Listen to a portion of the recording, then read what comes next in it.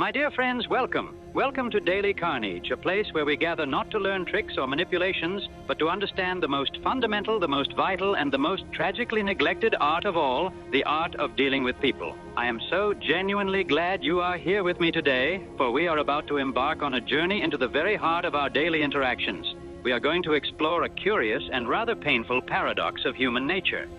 We're going to discuss a topic that lies at the root of more arguments, more resentment, and more broken relationships than perhaps any other single habit.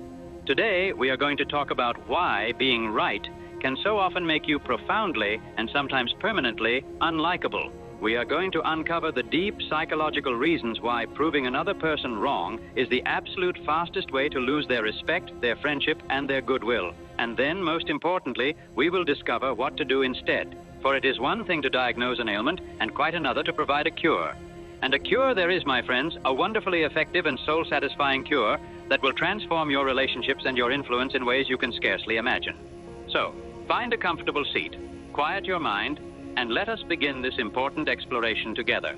Have you ever found yourself in the midst of a discussion, perhaps a friendly debate over dinner, or a more serious deliberation in a business meeting, and you felt that sudden, electrifying surge of certainty? You knew, with every fiber of your being, that you were right and the other person was wrong. Perhaps it was a simple matter of fact, the year a certain battle was fought, the capital of a distant state, or the proper spelling of a difficult word. Or maybe it was a more complex issue, a matter of policy, strategy, or personal judgment. But the feeling was the same, a powerful, almost intoxicating conviction of your own correctness. And in that moment, what did you do? If you are like most of us, and I confess I have been guilty of this more times than I care to admit in my younger and more foolish days, you charged ahead. You marshaled your facts, you constructed your arguments, you laid out your logic like a prosecuting attorney, all with the single-minded goal of proving your point and demonstrating beyond a shadow of a doubt the error in the other person's thinking. And then perhaps came that moment of triumph. The other person fell silent, they conceded your point with a reluctant nod, or perhaps they simply changed the subject. You had won, you had been proven right, you stood victorious on the battlefield of ideas. But I ask you to reflect, my friends, I ask you to look back on those moments with unsparing honesty. What was the true nature of that victory? Was it a moment of connection, of shared understanding, of mutual respect? Or was there a different, more bitter aftertaste to your triumph? Did you notice a subtle cooling in the other person's demeanor? A new defensiveness in their eyes? A certain distance that had not been there before? The truth, the regrettable and inescapable truth, is that when you prove another person wrong, you may win the argument, but you almost always lose the person. You have, in a very real sense, committed a crime against their ego, a transgression against their sense of self-worth. You have made them feel small. And no one, my friends, no one ever thanks you for making them feel small. I am reminded of a tragic figure from history, the brilliant and formidable General Marcus Varro, a Roman scholar and commander. Varro was a man of immense intellect, a walking encyclopedia of knowledge who could discourse on any subject with astonishing authority. He was almost always right, and he made certain everyone around him knew it. In military councils, he would systematically dismantle the strategies of his fellow commanders, pointing out every flaw, correcting every miscalculation, and proving with irrefutable logic why his own plan was superior. He won every debate. He was acknowledged as the most brilliant mind in the room, but he was also one of the most despised men in the Roman army. His colleagues, stung by his intellectual arrogance, came to resent him deeply. They privately hoped for his failure. When the time came for the catastrophic Battle of Cannae, Varro, sharing command, insisted on his own flawed strategy, and his co-commander, resentful and unwilling to cooperate with the man who had so often humiliated him, did not counter him effectively. The result was one of the most devastating defeats in Roman history. Varro was intellectually right in his own mind, but his methods had sown so much discord and ill will that it led to a collective disaster. He won the arguments, but lost the war, and in the process, lost the respect and cooperation of the very men he needed to succeed. This is an extreme example, to be sure, but the principle holds true in our own lives every single day, in the office, at the dinner table, and in our most intimate relationships. When you set out to prove someone wrong, you are embarking on a fool's errand. You are essentially saying to them, I am smarter than you. My judgment is better than yours. You are mistaken. And that, my friends, is a direct challenge, a slap in the face to their pride and their intelligence. It instantly puts them on the defensive and makes them want to cling to their own belief, not because it is logical, but because it is theirs. You have transformed a discussion into a battle of egos. And in such a battle, even if you are armed with all the facts in the world, you can never achieve a true and lasting victory. The person you have defeated walks away not enlightened, but embarrassed and resentful, looking for a way to justify their own position and, consciously or unconsciously, looking for a way to get back at you. You have not changed their mind. You have only hardened their heart. Think of it in this way. Each of us walks through the world encased in a delicate, invisible bubble of self-esteem. This bubble is composed of our beliefs, our opinions, our experiences, and our sense of who we are. It is our psychological armor. When someone comes along with the sharp pin of "you're wrong," it doesn't just deflate the incorrect belief, it punctures that entire fragile bubble. The sting of being proven wrong is not an intellectual experience. It is a deeply emotional one. It feels like a personal attack. It triggers a primitive, instinctual fight or flight response. The brain's primary concern in that moment is not to calmly evaluate the new evidence, but to defend the self from this perceived assault. The shutters come down, the walls go up, and the capacity for open-minded, rational Text evaporates like mist in the morning sun. I recall a young man in one of my courses, a bright and eager fellow named Arthur, who worked as a sales manager for a company that manufactured printing equipment. Arthur was brilliant at his job in every respect but one. He could not resist the temptation to correct his customers. If a potential client made a slightly inaccurate statement about the technical specifications of a competitor's machine, Arthur would immediately and publicly correct them. He would say, "No, actually, the Model B2 doesn't have a tri-phase converter. It uses a standard duplex capacitor." He was, of course, always factually correct. He knew his industry inside and out, but he was failing to sell his machines. He came to me perplexed. "Mr. Carnegie," he said, "I know my product is better. I can prove it logically. I show them the facts, I correct their misconceptions, but they still end up buying from my competitor, a fellow who knows half of what I do." I asked Arthur to try an experiment. For 1 month, he was to make a solemn vow to never directly contradict a customer again. No matter what they said, he was to find a way to agree with them first and then gently guide the conversation. It was an incredibly difficult task for him. On his first attempt, a purchasing agent for a large publishing house told him, "Your price is far too high. The Acme company can sell me a similar machine for $3,000 less." Arthur's old instinct was screaming to retort, "That's impossible. The Acme machine is a vastly inferior product. It lacks these 5 key features." But he bit his tongue. He took a breath and remembered his vow. He said, "Mr. Smith, I understand completely why you feel that way. If I were in your position, I would probably feel the same. The Acme company makes a fine product and their price is very attractive." He agreed first. He didn't argue. He validated the customer's feeling. The purchasing agent, who had been bracing for a fight, visibly relaxed. His defensive posture softened. Arthur had not challenged him. He had joined him on his side of the table. Only then, after establishing this common ground, did Arthur continue. "Now, Mr. Smith," he said, "we both want the best possible return on your company's investment.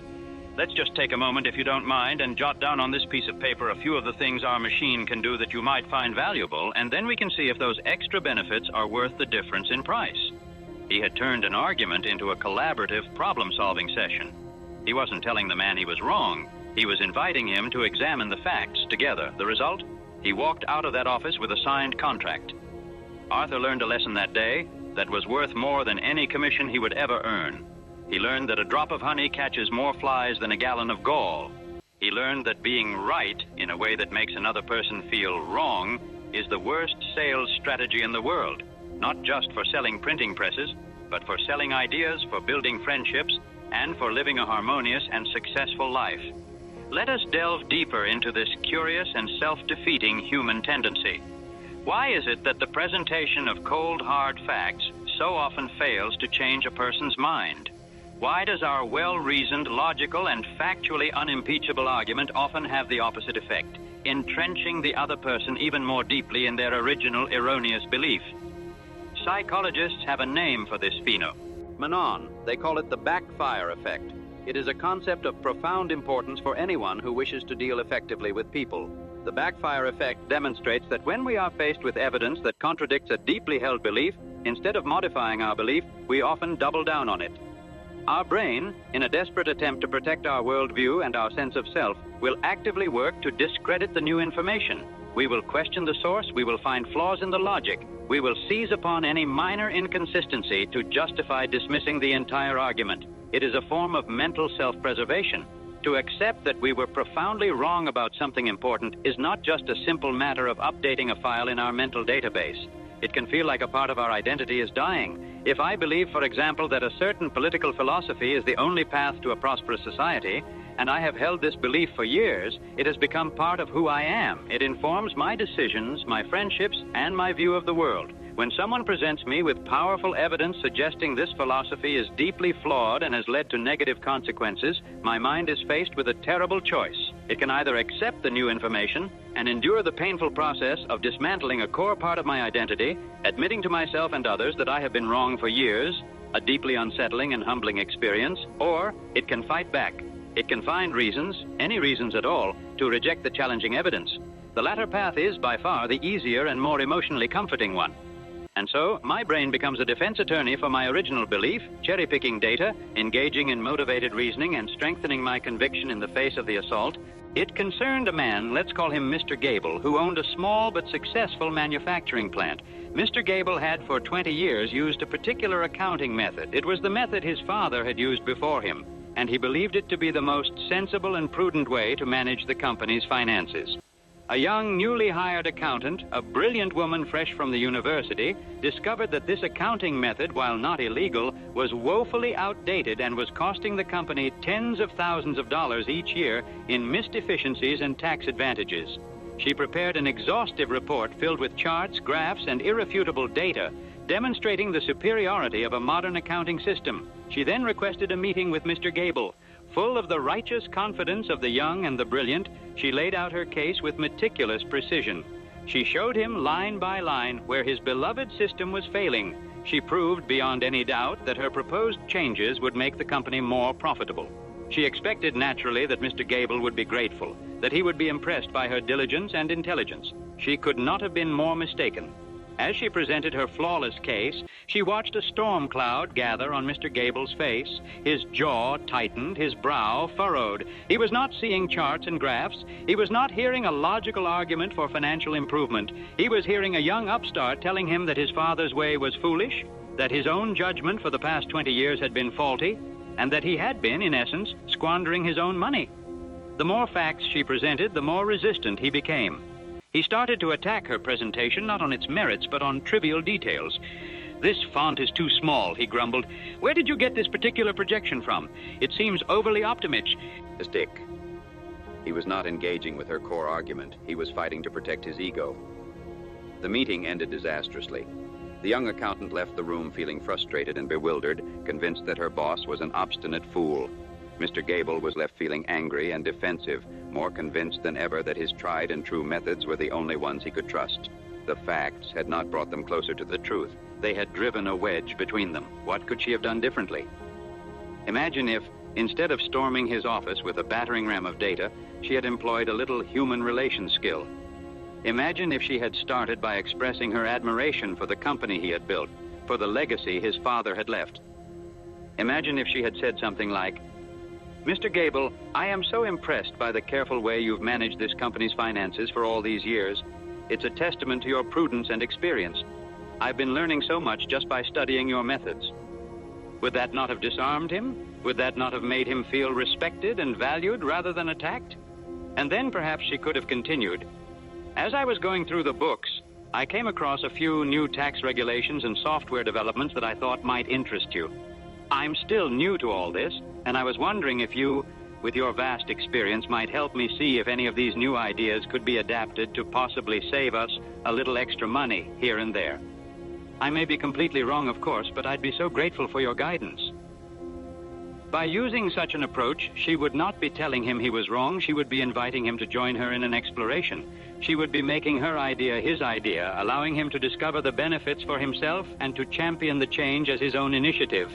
She would be appealing to his desire to be seen as a wise and benevolent leader rather than challenging his authority. The facts would have been the same, but the method of delivery would have transformed a humiliating defeat into a cooperative victory. She would have learned that persuading people has very little to do with the logical rigor of your argument and everything to do with the psychological state of your listener. To change a mind, you must first soothe the ego. The human mind, my friends, abhors a vacuum, but it abhors contradiction even more. This internal battle is the source of so much of our stubbornness. When we hold a belief, and we are then presented with a fact that negates it, our mind experiences a state of deep discomfort, a kind of mental friction. This is the core of what is often called cognitive dissonance.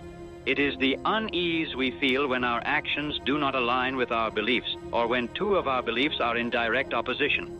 For instance, if I believe I am a kind and generous person, but I then find myself behaving in a selfish manner, my mind scrambles to resolve this painful contradiction. I might try to justify my behavior, I was under a lot of stress, or I might minimize the action, it wasn't that big of a deal, or I might even find a way to reinterpret my belief about kindness. The one thing my mind will resist with all its might is simply sitting with the raw, uncomfortable truth that I, a self-proclaimed kind person, have just acted unkindly. Now, apply this principle to an argument. Imagine a man who prides himself on being an excellent driver. This is part of his identity. One day, his wife, sitting in the passenger seat, points out that he just ran a red light. The fact is clear.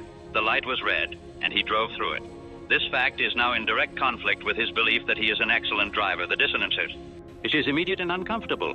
What is his most likely reaction? Will he say, "You are absolutely right, my dear. That was a terrible and dangerous mistake. I must reevaluate my skills as a driver"? It is possible, but I would not wager on it. It is far more likely that his mind will leap to his own defense. He might say, "It was yellow, not red," or "I had to go through it because the car behind me was tailgating me. It was the safer option." Or even, "Why are you always criticizing my driving?" He is not trying to ascertain the objective truth about the color of the traffic light. He is trying to reduce the painful mental friction, the cognitive dissonance. He is trying to reconcile the fact of his error with his cherished belief in his own excellence. His reaction has nothing to do with the traffic light and everything to do with protecting his ego. I once knew a pair of brothers, Frank and George, who had a falling out over just such a trivial matter that spiraled into years of bitter silence. They were partners in a small landscaping business. One afternoon, they were debating the best way to plant a row of expensive Italian cypress trees for a wealthy client. Frank, who had read a new horticultural study, insisted that the holes needed to be dug twice as wide as the root ball to allow for better soil aeration. George, relying on the method their father had taught them, was adamant that this was a waste of time and that a standard-sized hole was perfectly adequate. The argument became heated. It was no longer about trees. It was about who was the more knowledgeable landscaper. It was about respect. Frank, armed with his study, relentlessly pushed his point. "You're living in the past, George. The science has changed," he declared. George, feeling his experience and authority being dismissed, dug in his heels. "I've been planting trees this way for 30 years and I haven't lost one yet," he retorted. Finally, Frank, in a fit of pique, played his trump card.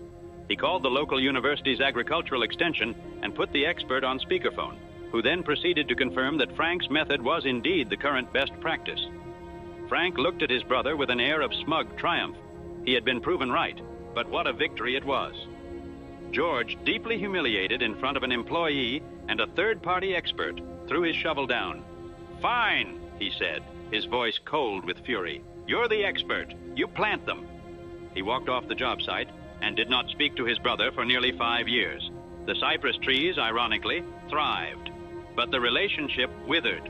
Frank had won the argument about the trees, but he had lost his brother. He had prioritized the insignificant victory of being right about horticulture over the infinitely more precious value of his partnership and his family. He failed to realize that when you make someone lose face, you create an enemy for life. It is a terrible price to pay for the fleeting satisfaction of proving a point.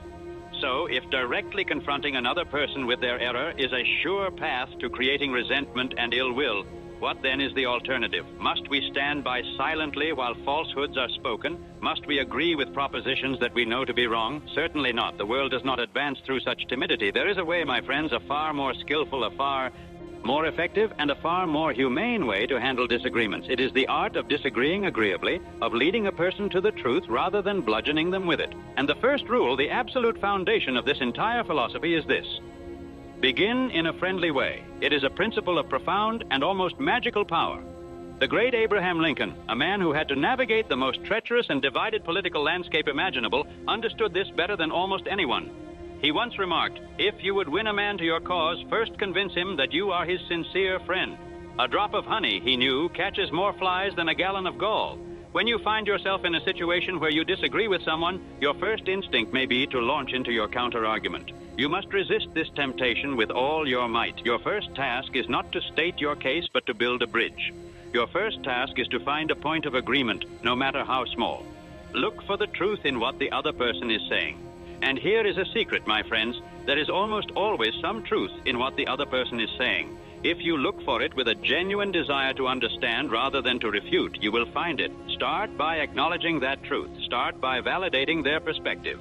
Let them know that you respect their thinking, that you understand why they feel the way they do.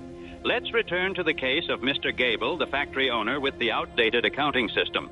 Imagine the young accountant had begun her meeting by saying, "Mr. Gable, I have been looking over the books, and I am tremendously impressed." The very fact that this company has thrived for so long using this system is a testament to the sound, conservative principles you and your father established. It shows a dedication to prudence and stability that is truly rare in today's world. What would the effect of such an opening be? Mr. Gable, who was likely bracing himself for a challenge from this young university graduate, would be immediately disarmed. He would feel understood and respected. His ego would be safe. He would be far more likely to listen with an open mind to what she had to say next. She has not yet stated her disagreement, but she has already won half the battle. She has built the golden bridge of friendship and respect, over which the truth can later travel. Another key phrase, a simple, unassuming collection of words with almost miraculous power to diffuse tension, is this: "I may be wrong, I frequently am. Let's examine the facts." Think of the power of that statement. The moment you admit that you may be wrong, you put an end to all argument. You are essentially saying, "I am not here to fight you. I am not here to prove my own superiority. I am here with you as a humble seeker of the truth." How can anyone argue with that? How can anyone remain defensive in the face of such humility? You have immediately lifted the discussion out of the muck of personal ego and placed it on the higher ground of objective inquiry. The great scientist Carl Sagan, who often had to deal with people who held passionate but unscientific beliefs, was a master of this approach. He would never say, "You are a fool for believing in that." Instead, he would often say something to the effect of, "That is a fascinating idea. What would be the evidence for it? Let's think about what we would need to see to know if that were true." He invited people into a collaborative process of discovery. He showed respect for their minds. Even when he disagreed with their conclusions, he made them feel like fellow explorers on a journey toward the truth. This technique is not a trick or a manipulation. It must come from a genuine place of intellectual humility. And is it not the truth? Are we not frequently wrong? The person who is absolutely certain of everything is a person who has stopped learning. The history of science, of philosophy, of human progress is a history of our most cherished certainties being overturned. To admit I may be wrong is not a sign of weakness. It is the ultimate sign of intellectual strength and security. It shows that you are more committed to finding the truth than you are to defending your own ego, and people will respect you for it immensely. One of the most crucial elements in this art of disagreeing agreeably is the principle of letting the other person save face. This is a concept that is deeply understood in many Eastern cultures, but is too often neglected in our blunt, confrontational Western world. When you prove a person wrong in a direct and public manner, you have not only defeated their argument, you have taken away their dignity. You have made them look foolish in front of others, or even just in front of you. This humiliation creates a wound that can fester for years. A person who has been made to lose face will never forgive you. They will harbor a resentment that will surface in 1,000 subtle and not so subtle ways in the future. A wise persuader always leaves their opponent an escape route. They build a golden bridge over which the other person can retreat with their dignity intact. The French diplomat and statesman Talleyrand, a master of navigating the treacherous courts of post-revolutionary Europe, was once confronted by a Spanish envoy who made a furious and insulting accusation against France. The junior members of Talleyrand's staff expected him to issue a thunderous rebuttal to defend his nation's honor with a verbal counterattack. Talleyrand did nothing of the sort. He listened patiently until the Spaniard had exhausted his tirade. Then he looked at him with an air of thoughtful consideration and said, "That is a very interesting perspective. I see now that some of our actions could certainly be interpreted in that light. It was clearly not our intention, but I can understand how it might appear that way from your point of view." He did not admit guilt, but he validated the other man's perception. He then went on to gently reframe the situation, not as an argument to be won, but as a misunderstanding between friends to be cleared up. He allowed the Spanish envoy to back away from his aggressive stance without having to admit he was wrong. He built him a golden bridge. The result was a de-escalation of a potentially dangerous international incident. In our own lives, we can build these golden bridges every day. Suppose a colleague presents a report in a meeting with a glaring error in the data. The unskilled person, the ego-driven person, might say, "You're wrong, Jim. The figures for the third quarter are completely off." Jim is instantly put on the spot, embarrassed in front of his peers. He will either become defensive and argue, or he will be silently humiliated, and his resentment toward you will be cemented. The skillful person, the Carnegie-trained person, will find a way to let Jim save face. They might say, "Ma, that's a very thorough report change."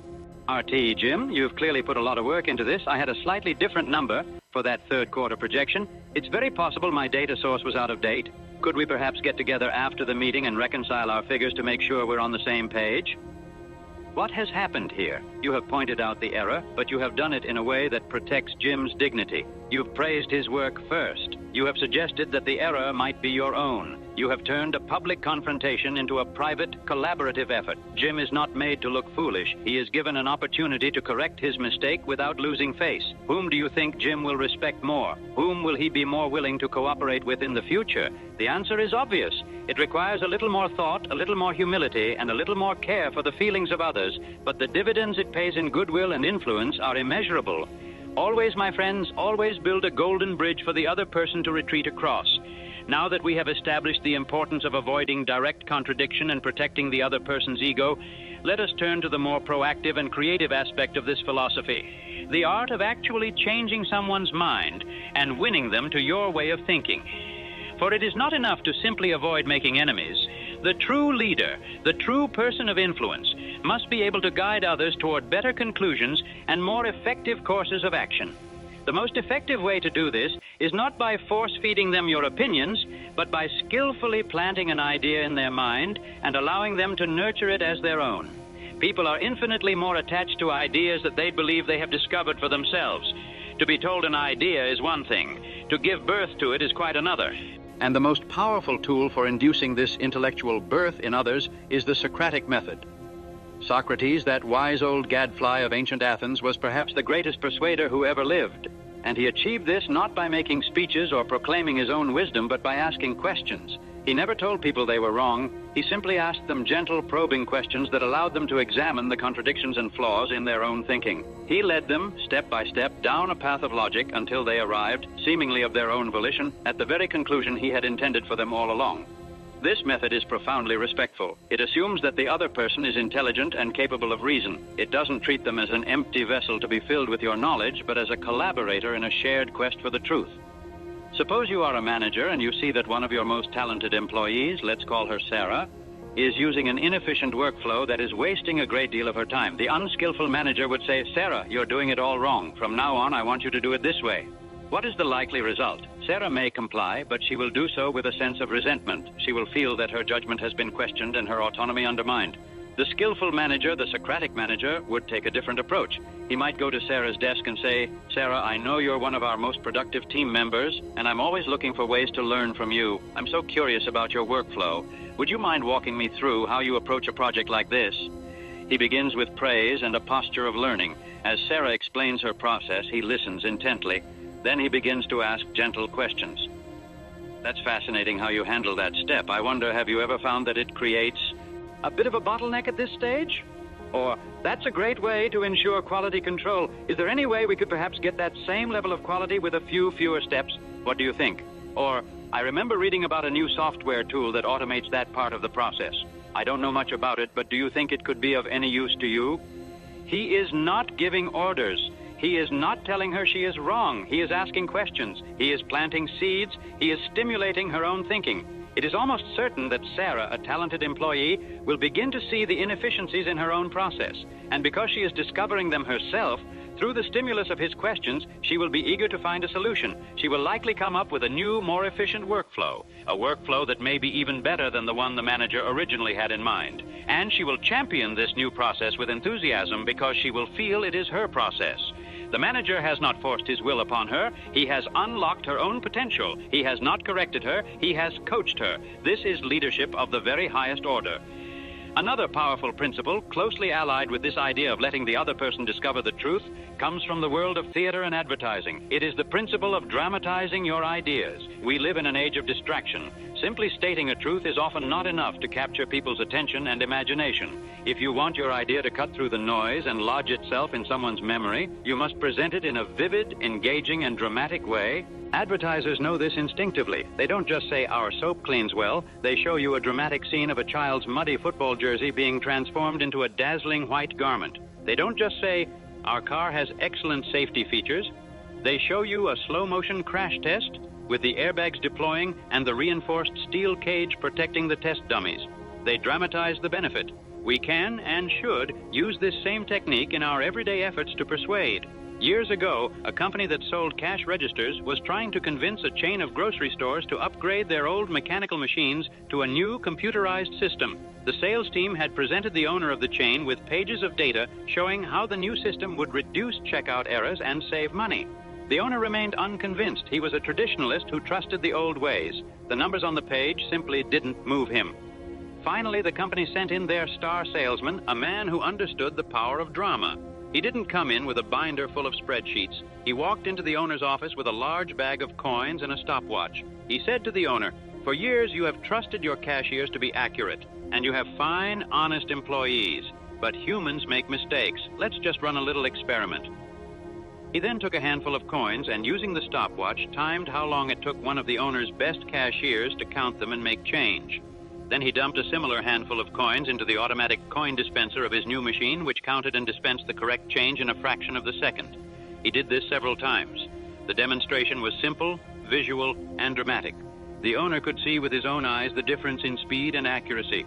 The salesman then said, "Now, imagine this small difference multiplied by every transaction in every one of your stores, every single day." The owner was sold. The spreadsheets had told him the facts, but the dramatic demonstration made him feel the truth. When you are presenting an idea, don't just state it. Paint a picture, tell a story, use an analogy, create a demonstration. If you want to convince your boss to hire an additional employee, don't just say, "We are understaffed."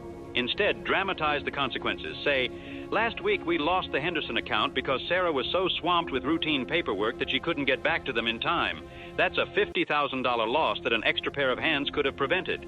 You have taken a dry fact, "We are understaffed," and turned it into a dramatic, costly story. This is how you capture attention. This is how you make your ideas memorable. This is how you persuade. Combine this with the Socratic method, and you have a recipe for irresistible influence. Ask questions that lead the other person to the problem, and then dramatize the solution. You are not proving them wrong. You are co-creating a more compelling reality with them. As we draw our discussion to a close, my friends, let us reflect on the ultimate rewards of adopting this seemingly counterintuitive philosophy. It may appear at first glance that to refrain from proving others wrong, to admit that we may be mistaken, to let others save face, is a sign of weakness. Our society often celebrates the aggressive debater, the person who is the loudest and most certain in the room. But I tell you now, with all the conviction in my heart, that this is a shallow and mistaken view of strength. The true strength, the enduring strength, lies not in the brittle armor of the ego, but in the quiet confidence of humility. It takes no great character to blurt out a correction, to win a cheap point in an argument, to make another person feel small. A child can do that, but it takes immense self-control, wisdom, and empathy to bite your tongue, to listen with a genuine desire to understand, to prioritize a relationship over the fleeting satisfaction of being right. That is the mark of a truly strong and self-assured individual. They are so secure in their own knowledge that they do not need to use it as a weapon against others. They are more interested in building consensus than in winning battles.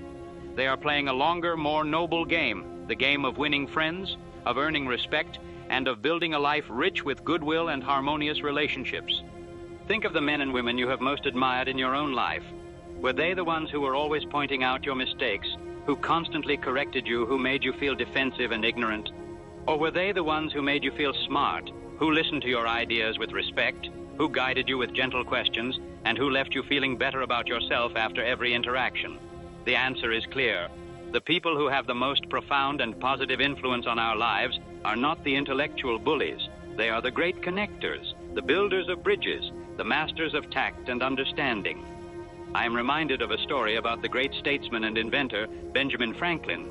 In his youth, Franklin was, by his own admission, a rather obnoxious and argumentative person. He delighted in debate and took pride in his ability to trap his opponents in logical corners. But he soon realized that while he was winning many arguments, he was winning no friends and very little influence. He made a conscious and lifelong decision to change his ways. He made a rule for himself to avoid all direct contradiction of the sentiment. Ents of others. He forswore the use of words that signified a fixed opinion, words like certainly and undoubtedly. Instead, he adopted phrases like, I conceive, I apprehend, or it appears to me at present. When another person asserted something he thought was an error, he would deny himself the pleasure of a swift refutation. Instead, he would begin by observing that in certain cases or circumstances, their opinion would be right, but in the present case, there appeared or seemed to him some difference. He found, to his astonishment, that the benefits of this change in manner were enormous. The conversations he was in became more pleasant. The modest way in which he proposed his opinions made them less opposed and more readily received, and he found that he was less mortified when he was found to be in the wrong. Benjamin Franklin went on to become one of the most beloved and influential figures of his age, a man who could charm kings and revolutionaries alike. His success was due not just to his brilliant mind, but to his profound mastery of the art of human relations, an art he cultivated through the deliberate practice of intellectual humility.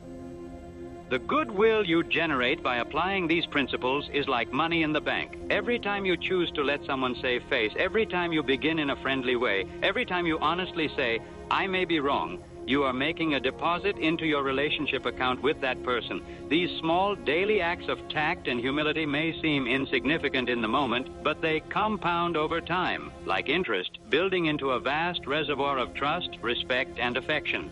When the time comes that you truly need to persuade someone, when you are faced with a matter of great importance, you will be able to draw upon this rich account. People will be predisposed to listen to you, not because you are always right, but because you have always treated them with dignity. They will trust your motives because you have shown, time and again, that you are more interested in a collaborative search for the best answer than in proving your own superiority. This is the true secret of influence. It is not about having the sharpest wit or the most overpowering logic. It is about having the largest bank account of goodwill. Conversely, the person who constantly makes withdrawals from this account by being argumentative, by correcting others, by making them feel small and wrong, will soon find their account overdrawn. When they need cooperation, when they need support, when they need a friend, they will find themselves socially and professionally bankrupt. They may be surrounded by people, but they will be utterly alone, isolated by the walls of their own ego. So, my friends, as you leave this discussion today, I want to leave you with a challenge, a simple experiment that I promise will yield remarkable results in your life. For the next week, just 1 week, make it your mission to never, under any circumstances, tell another person they are wrong in a direct way. Make it a game. When you feel that powerful urge to correct someone, pause, take a breath, and then find a different way. Begin in a friendly way. Find something to agree with. Ask questions. Let them save face. Build a golden bridge. Try it with your spouse, with your children, with your colleagues at work, with the clerk at the store. Practice this art in the small, everyday interactions of life. And then I invite you to come back to our Daily Carniege community and share your experiences. Tell us what you discovered. I am certain you will find, as countless others have before you, that you have stumbled upon one of the most powerful and life-altering secrets in the entire realm of human relations. You will discover that the greatest victory is not in winning an argument, but in winning a heart. You will learn that the surest way to be right in the ways that truly matter, in happiness, in friendship, and in success, is to be willing, every now and then, to be a little bit wrong. Thank you for your time and your kind attention. I look forward to our next journey together here at Daily Carniege.